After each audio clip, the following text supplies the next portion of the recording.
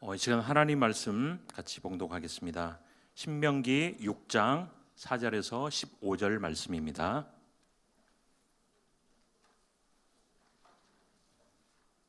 신명기 6장 4절에서 15절 말씀입니다.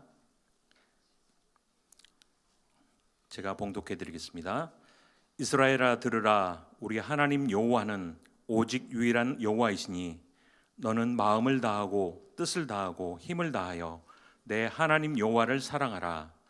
오늘 내가 내게 명하는 이 말씀을 너는 마음에 새기고 내 자녀에게 부지런히 가르치며 집에 앉았을 때든지 길을 갈 때든지 누워 있을 때든지 일어날 때든지 이 말씀을 강론할 것이며 너는 또 그것을 내 손목에 메어 기호를 삼으며 내 미간에 붙여 표로 삼고 또 내 집 문설주와 바깥문에 기록할지니라.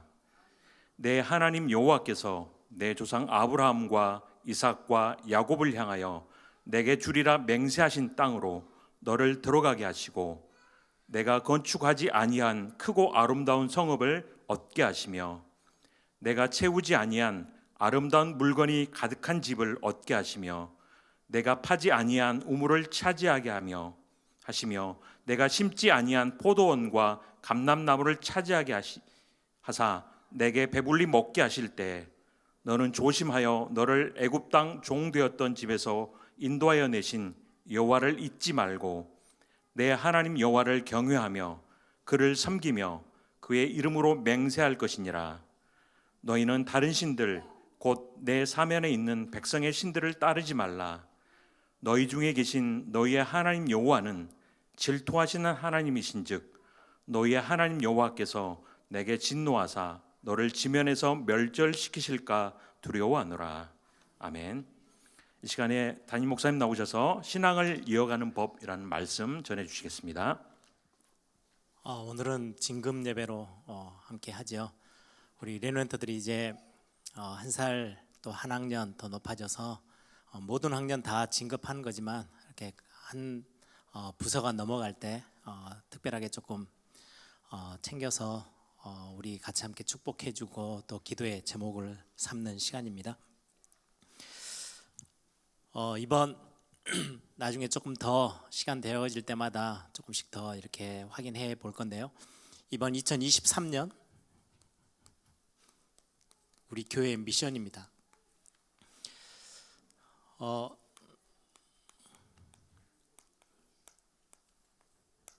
응답 25는 우리 전체 세계보험과 함께 가고 있는 우리 전도운동하는 교회들이 함께 이 단어를 붙잡았죠. 작년에는 우리 24라는 단어로 같이 함께 말씀을 나눴고요. 25는 24까지는 우리 하루의 시간이 24입니다. 그래서 우리가 할 수 있는 시간표예요. 기도를 24 우리가 마음에 담고 진짜 우리의 마음을 담아서 기도해야 되겠다. 24 이거는 우리의 시간표예요. 우리 인간들이 할 수 있는 시간표지만은 25라고 했을 때는 우리 인간의 시간표를 넘어서는 하나님의 시간표입니다. 그래서 하나님의 시간표 이건 하나님이 주시지 아니하시면 할 수 없는 거, 또 하나님이 하셔야만 되는 거. 그래서 우리 5가지 창세기 12장에 있는 아브라함을 통해서 주신 언약적 축복을 근거로 해서 우리 교회가 계속해서 기도하고 있는 기도의 제목들이죠. 복음, 전도, 선교, 우리의 후대, 우리 교회. 복음, 근원적인 축복. 전도는 여러분들을 대표적인 축복을 주셔서 주변에 있는 사람들을 살리겠다고 말씀하시는 대표적인 축복. 선교는 단순히 내가 있는 지역 현장을 넘어서서 전 세계 237개 나라 아직 복음이 전혀 들어가지 않고 있는 미전도 종족 남아있는 5천 종족까지 시대적인 축복을 우리에게 주시겠다고는 약속이고요. 후대는 기념비를 남기고 가야 될 우리 다음 세대를 향한 렘넌트 운동을 말씀하는 거고요. 교회 불가항력적인 아무도 막을 수 없는 이거는 교회는 하나님이 직접 세우셨어요. 그래서 교회는 불가항력적인 축복. 그래서 이 하나님의 언약적인 축복들을 보면서 우리 교회의 이 단어들은 교회가 있는 한 절대 놓치지 말고 기도의 제목으로 삼아야 되겠다라고 했어요. 그런데 올해 이제 하나님이 주시는 응답 25는 우리가 노력하고 애써서 얻을 수 있는 수준을 넘어서서 하나님이 주셔야만 되는 축복이에요. 그래서 복음은 하나님이 우리에게 은혜로 주셨지만 복음의 능력은 25에서만 나오는 겁니다. 하나님이 복음 안에 일어나는 어마어마한 능력의 역사. 복음 붙잡았는데 치유되어져요. 복음 붙잡았는데 회복되어져요. 복음 전하고 전달하고 묵상하는데 저와 여러분의 가정과 개인의 모든 삶에 병도 치유되어지고 모든 것들이 어마어마한 복음 안에서 일어나는 능력들, 그는 응답 25여야만 가능한 거예요. 그래서 제가 능력이라는 단어를 그 뒤에 붙였습니다. 복음의 능력, 그 응답을 우리 한 해 받자라고 미션을 정해서 했고요. 전도는 우리가 할 수 있어요.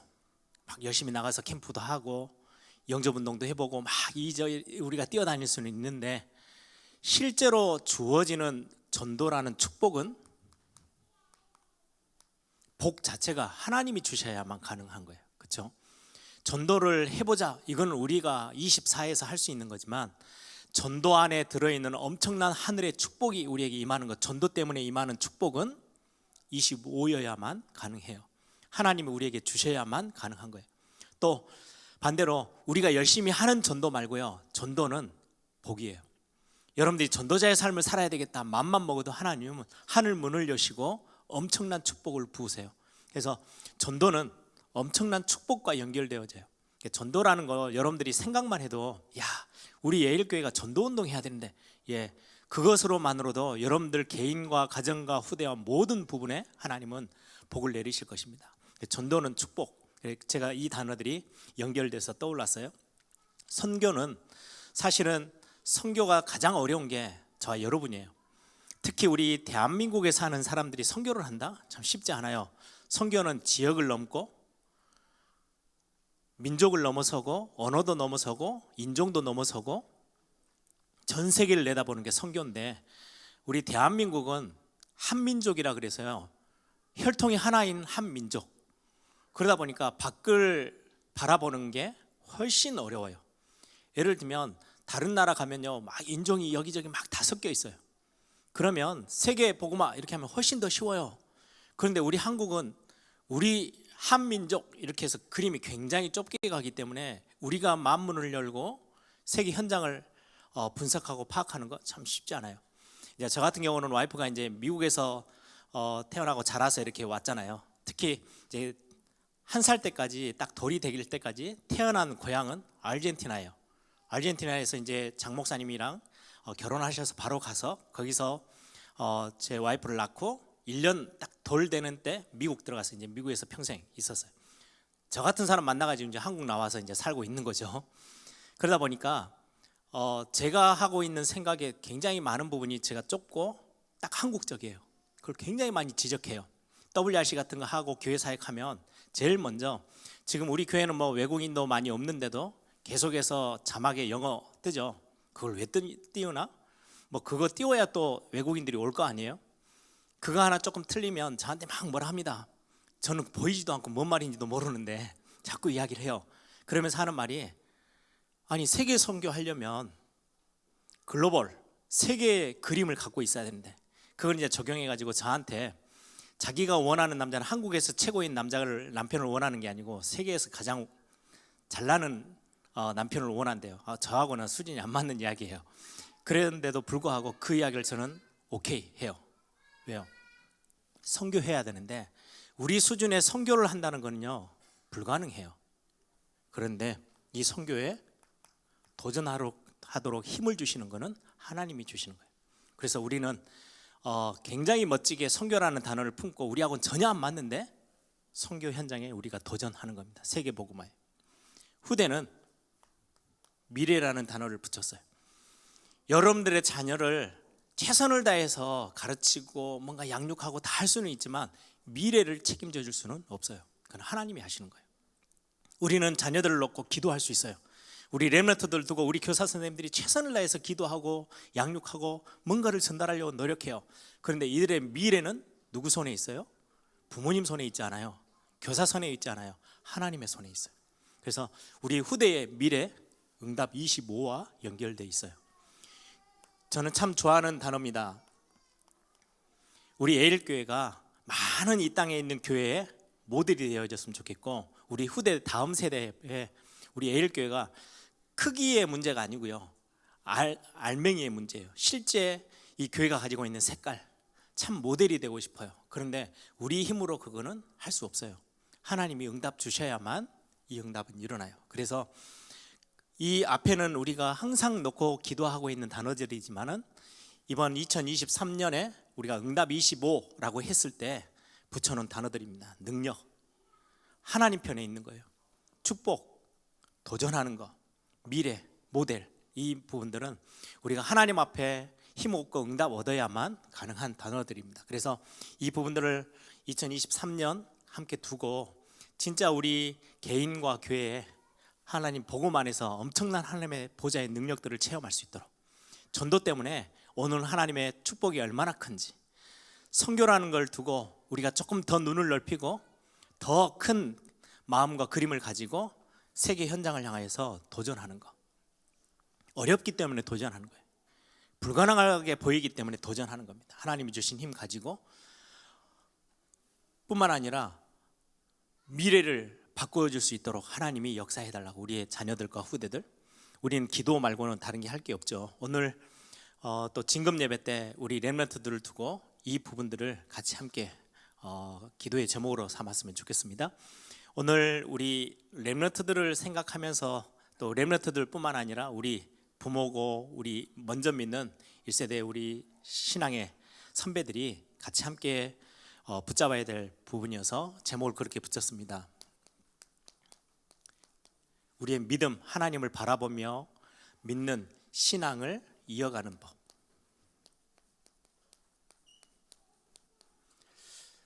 나로부터 끝나는 게 아니고 나에게서 끝, 그리고 그 다음에는 몰라, 이게 아니고 다음 세대 또 그 다음 세대까지 신앙이 점점 계속해서 이어질 수 있는 비밀, 그걸 성경은 우리에게 정확하게 말씀해 주고 계시거든요. 그걸 오늘 신명기 6장 4절부터 15절까지 함께 봅니다. 항상 제가 말씀드리지만은 우리는 신명기 4절에서 6장 4절에서 9절 해서 끝은 안 돼요. 10절부터 15절이 훨씬 더 어떻게 보면 이 구절을 이해하는데 훨씬 더 중요한 구절이기도 해요. 그래서 함께 보려고 합니다. 첫 번째입니다. 두 가지가 있는데 오늘 성경에는 아주 간단하게 딱 두 가지를 설명하고 계세요. 첫 번째, 하나님을 사랑하라.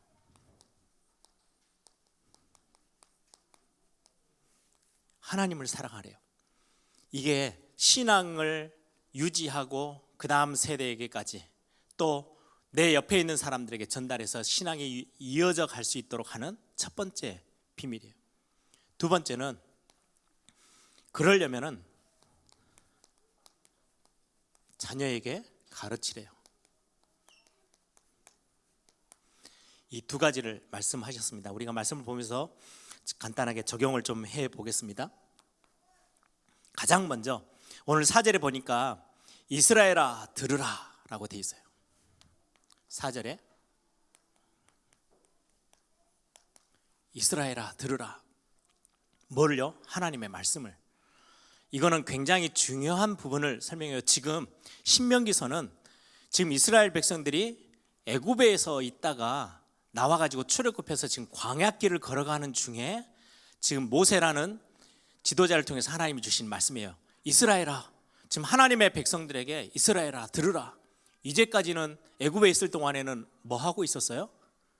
애굽의 주인이고 이스라엘 백성들은 종노릇하고 있었어요.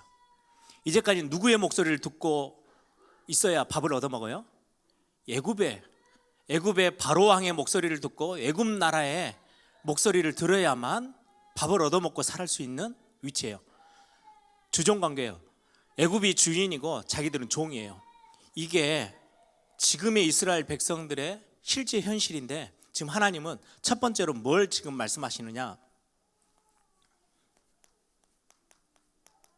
지금 관계를 다시금 재설정하시는 거예요. 이제 너희는 애굽의 종이 아니야. 관계가 애굽의 종으로서 애굽의 왕의 목소리를 듣고 뭐라 하는지 막 우리를 부리는 그 위에서 막 채찍을 들고 말을 타고 다니면서 우리를 노예살이 시켰던 종노릇 시켰던 그 사람들의 말에 우리가 귀를 기울이는 게 아니고 이제는 하나님의 말씀에 귀를 기울이는 거야. 관계를 가장 먼저 설정해요. 이스라엘아 들으라. 이제까지는 애굽과 이스라엘의 관계는 주인과 종의 관계였다면 우리를 지으신 창조주 하나님과 우리 이스라엘 백성들, 저와 여러분이죠. 이 관계를 지금 말씀하는 거예요. 그냥 일을 시키기 위해서 때리고 뭔가 먹을 것 좀 주면서 부려먹는 주인과 종의 관계가 아니고 하나님과 우리와의 관계는요, 하나님은 창조주, 우리는 피조물. 하나님이 지으셨어요. 어떻게 해요? 하나님의 형상대로 지으셨어요. 하나님이 우리를 다스리시는, 책임지시는 왕, 우리는 백성인데 단순하게 뭔가 이상한 왕이 나타나가지고 바로 왕처럼 백성들을 막 이리저리 막 엄청나게 끌고 다니면서 부려먹는 왕이냐? 아니요. 오늘 사랑이라는 단어가 있어요.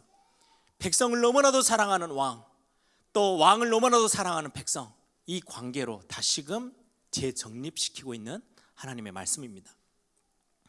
그래서 우리는 하나님의 형상으로, 그렇죠? 하나님이 모든 만물을 다스리시는데 우리를 대리인으로 세우셔서 모든 만물을 하나님이 창조하신 것을 대신해서 다스려, 정복하고 다스려라. 하나님이 우리를 완전 주인처럼 하셨어요. 대리인으로 세워놓고 하나님의 형상으로 이 땅에 살면서 딱 하나만 하면 돼요. 관계를 정확하게 인식하고 살면 돼요. 뭐로요? 하나님은 말씀하시고 우리는 들으면 돼요. 그리고는 하나님이 주신 사랑 아멘으로 받고 하나님이 주신 은혜와 긍휼 우리가 누리면 되는 거예요. 예전에 애굽과 이스라엘의 관계가 아니라는 거예요. 하나님이 완전히 이 관계를 다시 한번 재정립하고 있습니다. 이게 심지어 이제 사랑이라는 단어로 들어가니까 우리의 관계가 어떻게까지 바뀌어오는지 아세요?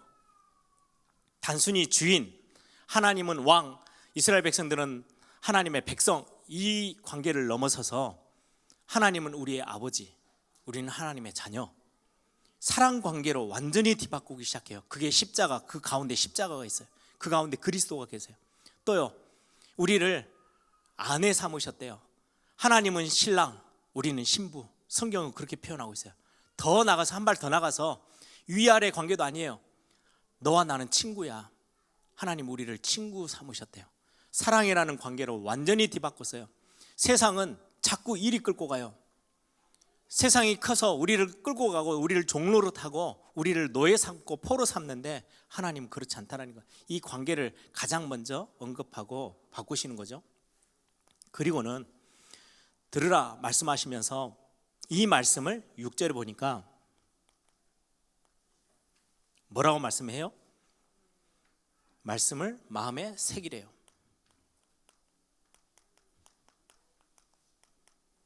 6절 보세요. 오늘 내가 내게 명하는 이 말씀을 너는 마음에 새기고. 말씀을 마음에 새기는 건 굉장히 중요해요. 우리가 신앙이라는 걸 지키고 이어가는 부분에 전달해 줘야 되는 굉장히 중요한 사역에 말씀을 마음에 담고 이 말씀 앞에 서는 거. 하나님은 영이십니다. 눈에 보이지 않으세요. 이 하나님이 하나님 자신 전체를 그대로 우리에게 드러내 보이셨어요. 계시해 주셨어요. 그게 뭐예요? 말씀이에요. 그래서 한 번은 제 미국에 있는 조회가 아빠 뭐 학교에서 이렇게 종교학 뭐 이렇게 공부를 하는데 질문을 하더라고요. 교수가 또 학생들이 질문하면서 뭐 하나님은 이러니 저러니 왜 기독교에서 말하는 하나님은 이러냐 저러냐 이제 세상적인 관점에서 막 이렇게 쪼개고 막 뭔가 비판하려고 해요. 그래서 제가 그 이야기를 했어요. 그 사람 절대 이해는 안 되는데 너가 그렇게 이야기를 해라. 우리가 믿는 하나님은 그들이 믿는 하나님이 아니야. 한국에 우리 저 애국가에도 들어있죠. 하느님이 보호하사. 그 하나님이 성경에 나오는 하나님이 아니에요. 그 사람들은 그냥 막연한 절대자, 뭔가 우리보다 좀 더 초월적인 존재, 근데 우리가 믿는 거는요, 그 하느님, 뭐 알라 이걸 믿는 게 아니에요. 성경에 기록되어져 있는 하나님을 우리는 믿는 거예요. 성경 위의 것은요, 우리하고 아무 상관이 없어요. 하나님이 자신을 성경 말씀에 정확하게 계시하셨어요. 우리는 그 하나님을 믿는 거예요. 그래서 너가 지금 선생님에게, 교수에게 설명하고 학생들에게 설명해야 되는 첫 시작부터가 다르다. 그들은 그냥 우주 안에 있는 절대자 하나님, 그런 개념으로 네게 뭔가를 막 질문하는데, 처음부터 그거에 대해서 질문하려 하지 말고 반대로 질문해라. 당신들이 믿는 하나님하고, 하나님이라고 말하는 그 단어하고 내가 믿는 하나님하고는 달라. 나는 성경에서 믿는, 성경에서 말씀하시는 그 하나님을 믿어. 그러니까 대화가 될 수가 없어 라고 아예 전제를 바꿔버려. 그래야 그들이 질문을 못해. 왜? 성경에서 말씀하고 있는 하나님은 그들이 전혀 모르거든. 제가 그렇게 설명을 했어요. 굉장히 어려운 이야기지만, 말씀을 우리가 왜 듣냐? 우리가 믿는 하나님, 하나님이 어떤 분이세요? 그냥 세상에서 말하는 절대자 하나님이 아니고요, 말씀에서 계시되고 있는 하나님을 믿는 거예요. 우리를 창조하셨다고 말씀하는 그분을 우리는 창조주로, 우리를 주인으로, 우리의 아버지로, 우리의 왕으로 섬기는 거예요. 성경을 벗어나면 우리의 신앙의 기준점이 없어져 버려요. 우리는, 하나님은 자신을 모든 세계 만물 가운데 하나님을 다 계시하도록 했지만은 가장 정확하게 말씀을 통해서 계시하셨어요. 그래서 이 말씀을 우리는 가지고 우주의 하나님이 아니고요, 말씀 가운데 계시하신 유일하신 하나님을 우리는 믿는 거예요. 이 말씀을 마음에 새겨라 라고 말씀해요. 그래서 이 말씀을 들으면 그 안에서 뭐가 나오냐니까요, 믿음이 나와요. 이 말씀을 들으면 그 안에서 소망이 생겨요. 말씀 때문에 현실을 넘어서서 소망이 생겨요. 이 말씀을 듣다 보니까 하나님을 사랑할 수 있는 사랑이 거기서 싹 트는 거예요. 왜요? 하나님을 알면 알수록 이 하나님을 더 사랑하게 되고, 더 의지하게 되고, 더 바라보게 돼요. 그래서 이 말씀은 굉장히 우리 신앙생활에 있어서 굉장히 중요한 기준점입니다. 말씀과 상관없이 막 신앙생활 막 여기저기 막 신비주의 한다는 분들 막 기도 열심히 하고 다니잖아요.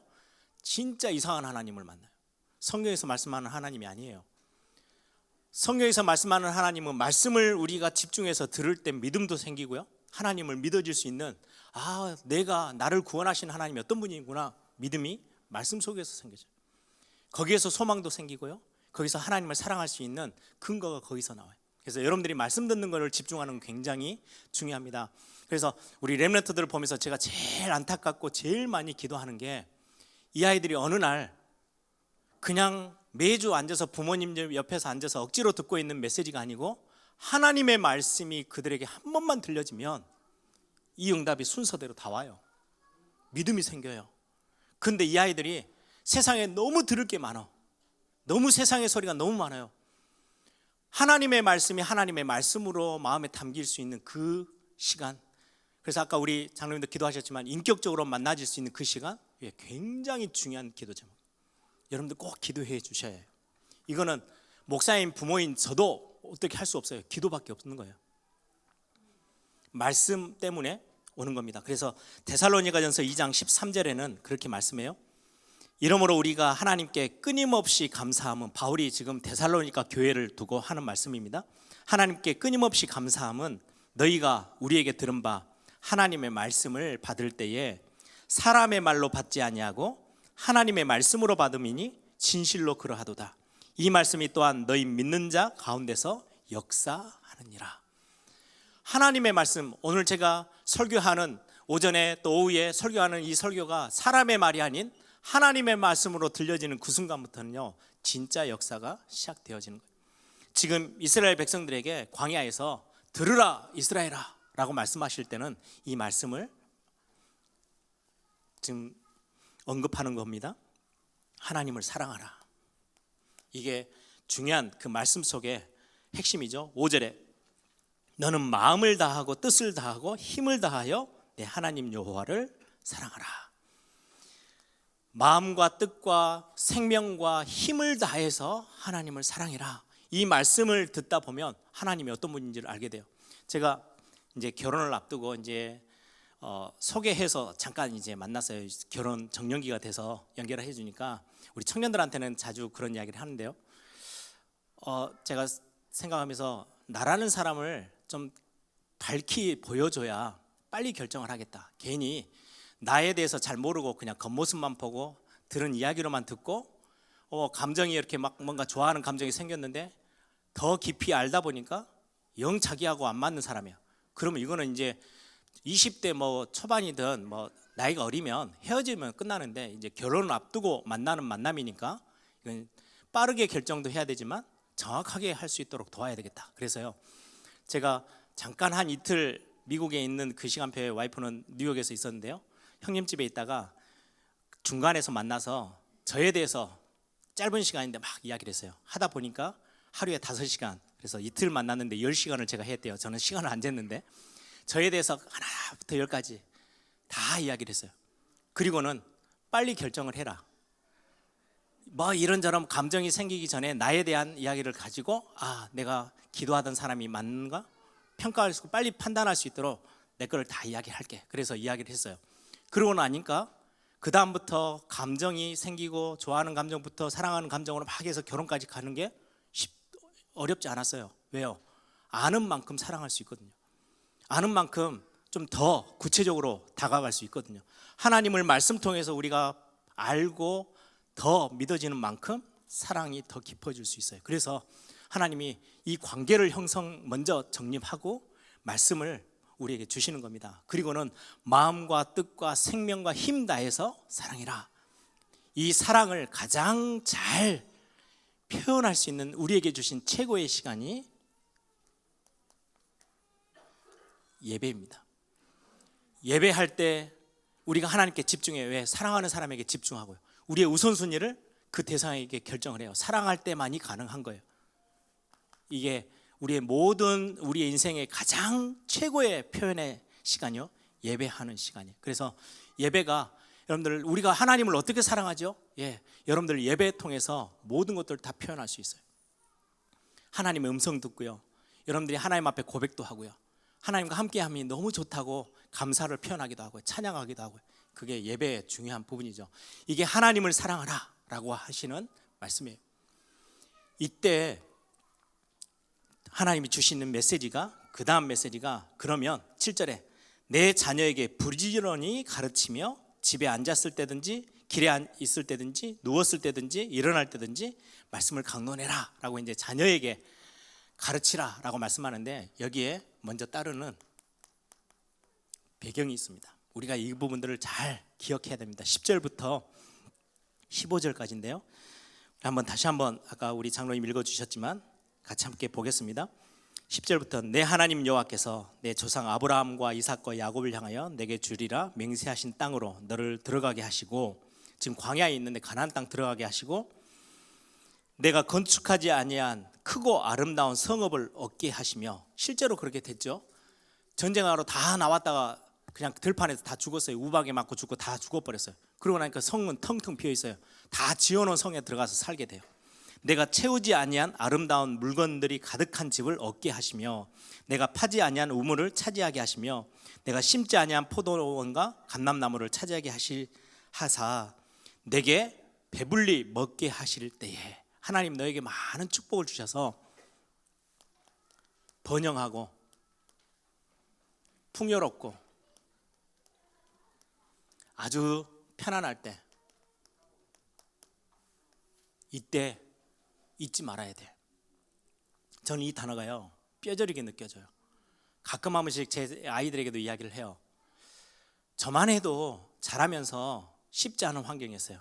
경제적으로도 어렵고, 아버지 목회하시면서 뭐 며칠 안 되지만 언젠가는 아침에 도시락이, 우리 예전에 도시락 싸가잖아요. 그러면 주로 이제 다 중학교 고등학교 가면 이제 도시락을 2개씩 싸가요. 그러면은 아침에 쌓여져 있는 게 거의 10 몇 개가 쫙 다 올라와 있어야 돼요. 근데 학교를 딱 가려는데 도시락이 하나도 없네요. 뭐 형이랑 누나는 아무 말 않고 학교를 갔어요. 저는 이제 속이 없어가지고 엄마 이렇게 부르면서 왜 도시락이 없어 했는데 대답을 안 하시네요. 순간 그때서야 눈치가 딱 채졌어요. 쌀이 떨어졌는가 없구나. 형이랑은 눈치 빠르게 빨리 그냥 가버렸고, 없으면 그냥 가야 되는데 괜히 해서 부모님 마음을 좀 아프게 했네. 저도 막 서둘러서 그냥 갔어요. 그런 날이 며칠 있었어요. 그런 것들을 경험하면서 어려웠던 거, 힘들었던 거 다 경험하면서 간절함도 생겨나고요. 거기에서 사모함이 뭔지도 알게 됐어요. 그런데 지금 세대 보면요, 우리가 보니까 자기네들은 되게, 우리 렘넌트는 답답할 때가 있겠지만 너무 풍요로워요. 많은 걸 가지고 살아요. 뭐 이야기하면요, 부모들이 이리저리 해서도 사자줘요. 갈급한 것도 없고 간절한 것도 없고 사모함도 별로 없어요. 그냥 너무너무 풍족한 시대 속에 살아요. 딱 가나안은. 왜 가나안 시대를 지나면서, 정복 시대가 지나가면서 여호수아가 죽고 나서 다른 세대가 일어났는지 이해가 되시죠? 이것 때문이에요. 너무 풍요로워요. 간절함 굳이 없어도 잘 사는데 뭐. 여기에 영적인 갈급함, 복음의 필요성 다 놓치고 사는 거예요. 왜? 내가 지금 당장 배부르고 당장 내 손에 뭐 다 잡히는 게 너무 많은데. 우리의 렘넌트들, 지금 이 시대의 교회가 마찬가지예요. 번영함, 풍요로움, 편안함 때문에 실제로 자녀에게 가르치는 걸 떠나서 하나님을 사랑하는 법을 다 놓쳐버리고 살아요. 그러니 이걸 놓치니까 자녀들에게 전달할 게 없는 거죠. 이게 배경이에요. 이때 잊지 마라. 이 시대의 후대들에게, 자녀들에게 그렇다 해서 집에서 굶길 겁니까? 못되게 해가지고 야, 너 한 달은 집 나가서 살아, 이렇게 할 겁니까? 그렇지 않잖아요. 요즘은 얼마나 옛날하고 다르게, 우리는 요즘 가끔 이렇게 집에서 보면요, 아침에 일찍 아이들 막 학교 가고 이렇게 하면서 학교 데려다 주고 이렇게 하는데, 우리 때는 무슨 학교 부모님이 데려다 준 적이 단 한 번도 없죠. 무조건 초등학교 1학년 때부터 이렇게 선수가 하나 달고 걸어 다니는 거예요. 뭐 교통이 어쩌니 그거 없어요. 그냥 살아남아야 되는 거지. 저는 가끔 한 번씩 우스갯소리로 우리는 식구가 6명인데 우리는 아버님이, 저희 부모님이 우리를 방목해서 자기가 살아남아야 돼. 가둬놓고 키우는 게 아니고 그냥 알아서 살아남아라. 근데 훨씬 그게 우리에게는요, 신앙이 내 것으로 되는 게 훨씬 더 많은 유익이 있었어요, 사실은. 근데 지금은 대학교 가도 전화한다잖아요. 아빠, 엄마, 저 수강 신청해야 되는데 무슨 과목 해야 돼? 그걸 왜 물어봅니까? 자기들이 알아서 해야 되는데. 요즘 근데요, 이게 부모님하고 자녀들하고 너무 가깝게 붙어서 모든 걸 뒤에서 다 챙기니까 신앙도 챙겨야 돼요. 스스로 할 수 있는 시간이 전혀 없어요. 그런 시간에 자라다 보니까 우리 역시 풍요로움과 번영 속에 살다 보니까 하나님을 사랑하는 그 갈급한 마음들, 간절한 마음들이 사라져 있고 자녀들에게는 더더욱이나 그렇죠. 그래서 성경은 말씀합니다. 잊지 마라. 정말로 간절함이 사라져버린 시대에 우리는 그러면 어떻게 해야 됩니까? 부모는 가장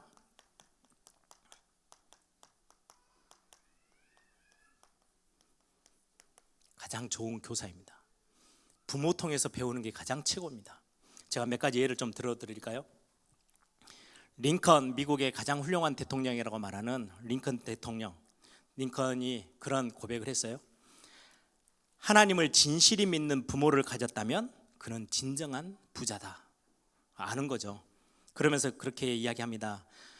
자신은 어머니의 기도 소리가 한 번도 귀에서 떠나진 적이 없다. 오막살이 통나무집 구석구석에 어머니의 기도가 담겨져 있었고, 집안뿐만 아니라 들에서 일할 때도 어머니의 기도 소리가 항상 있었고, 내가 어른이 돼서 성장한 후에 가게 나가서 일할 때도 어머니의 기도가 있었고, 어머니의 기도 소리는 내 주변에서 단 한 번도 사라진 적이 없다라고 링컨이 그렇게 고백했어요. 그래서 그 기도 때문에 링컨이라는 훌륭한 인물로 자라났지 않았을까 싶습니다. 우리가 잘 아는 5만 번의 기도 응답 받았다라고 하는 조지 밀러라는 사람 아시죠? 근데 그는 아버지가 어렸을 때부터 너는 목사가 됐으면 참 좋겠어, 이런 소망이 아버지에게 있었어요. 그런데 어린 나이에 굉장히 방탕했어요. 술집이 자기 집이었고 거의 뭐 남의 물건들을 훔쳐오는 게요, 너무 기본으로 그냥 훔치고 도둑질하는 거는 너무 당연했고, 술집에서 그냥 살고 하는 거는 너무 당연한 삶이었어요. 방탕한 삶을 살던 그가 어느 날 그냥 이런저런 몇몇 친구들하고요, 가정에서 하는 기도 모임에 참석했다가 그들이 무릎 꿇고 간절히 기도하는 모습을 봤어요. 자기의 문화권에서는, 요즘도 유대인들은 그렇습니다. 무릎 꿇고 기도하는 건 엄청난 간절함이에요. 전부 다 서서 기도해요. 우리 한국은 막 무릎 꿇고 막 뒤흔들면서 기도하잖아요. 제가 예전에 부산에서 전도사로 있을 때 네덜란드는 완전 기독교 국가거든요. 어렸을 때부터 교회에서 신앙생활하던 친구인데 입양이 돼서 갔다가 자기 부모를 찾으려고 한국에 왔는데 또 소개받고 이제 우리 교회 잠깐 제가 있는 그 교회에 왔어요. 방문을 했어요. 근데 그때가 딱 여름에 청년들 대학 청년들 수련회가 있었는데 가더니 한 1시간 2시간을요 완전히 멍해가지고 쳐다보더라고요. 한 번도 자기 나라에서는 본 적이 없대요. 쥐야 부르면서 막 기도하면서 막 소리 지르면서 통성기도하는 모습을 처음 봤대요. 자기는 태어나서. 너무 충격이라고 그런 얘기를 하더라고요. 이 조지 밀러가 그런 간절히 기도하는 그 모습을 보고 충격받으면서 거기서부터 조금씩 회심하기 시작해서 나중에는 기도의 삶으로 바뀌어요. 아버지의 기도가 뒤에 담겨져 있는 거죠.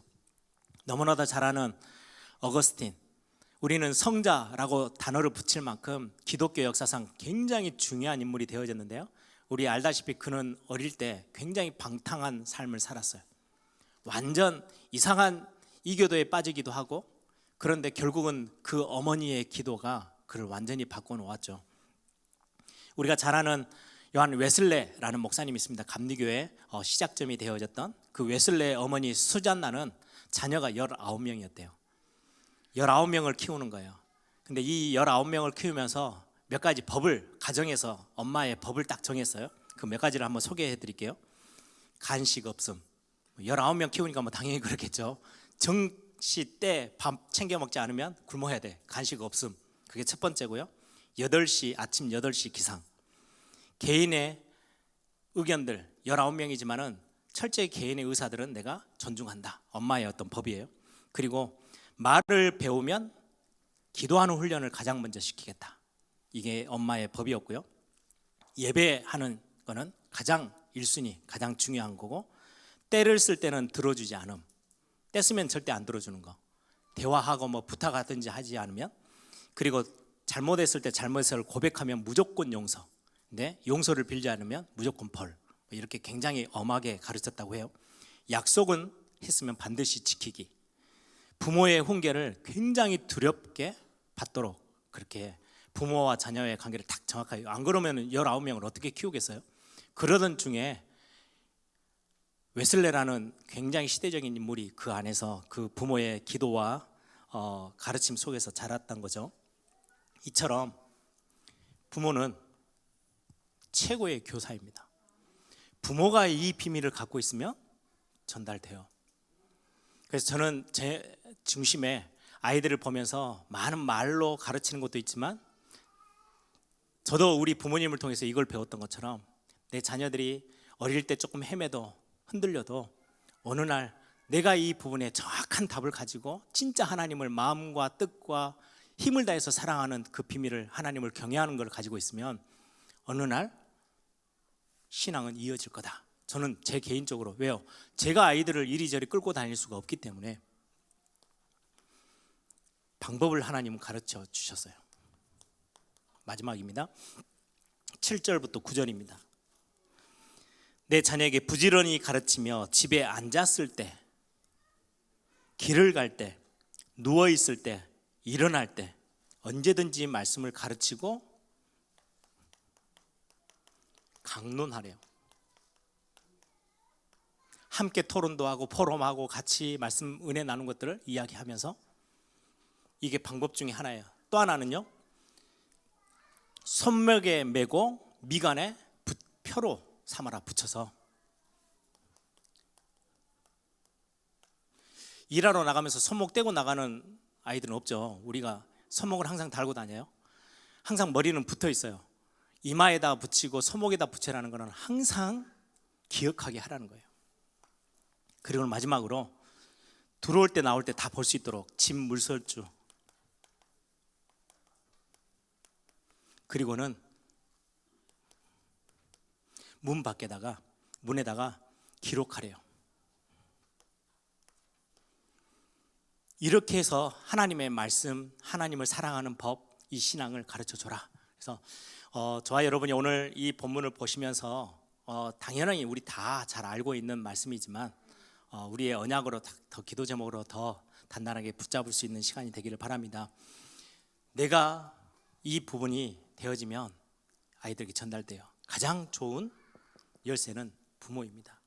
부모가 잘 안 되니까 교회가 교회 학교를 만들어 놓고 우리 교사들을 세워서 대신해서라도 신앙을 전달하려고 하는데요. 그건 참 많은 부분에 약해요. 우리 부모가 깨어있는 부모들이 자녀들을 위해서 기도하면서 그 앞에 서는 것은 굉장히 중요한 부분입니다. 그래서 오늘 진금 예배 때 다시 한번 우리를 좀 돌아보고 우리 렘넌트들이 어느 날 이 답을 찾으면 그 다음 세대 신앙은 이어지게 되어집니다. 그게 하나님이 우리에게 주신 방법 중에 방법이죠. 우리 한번 기도하겠습니다. 말을 많이 한다고 자녀들이 알아듣는 건 아닌 것 같아요. 저에게도 가장 중요한 숙제 중에 숙제가 자녀들에게 어떻게 하면 언약이 전달되도록 부모인 내가 심부름할 수 있을까? 이거는 진짜로 하나님의 손에 달려 있는 것 같아요. 부모의 손에 있지 않고 하나님의 손에 있어요. 부모는 그 하나님의 손에 있음을 알고 하나님께 기도하는 거예요. 우리가 이번에 또 진급해서 올라오는 많은 렘넌트뿐만 아니라 우리 교사들이 가르치고 있는 우리 많은 수많은 렘넌트들, 또 부모님 품에 있는 우리 렘넌트들, 또 학교에 이제는 세상으로 점점 우리의 부모를 떠나서 멀리 가고 있는 우리의 자녀들, 하나님, 그러나 하나님의 손을 피하지 못하도록 하나님이 붙잡아 주십시오. 언약이 전달되고 신앙이 이어지는 우리 엘교회 그 모델적인 응답을 우리 교회가 누리게 하옵소서. 우리 가정들이 가장 중요한 기도의 중심에 두고 우리 후대들을 위해서 렘넌트들 두고 기도하는 교회가 되게 해달라고 한번 우리 다 같이 한번 통성을 함께 기도합니다.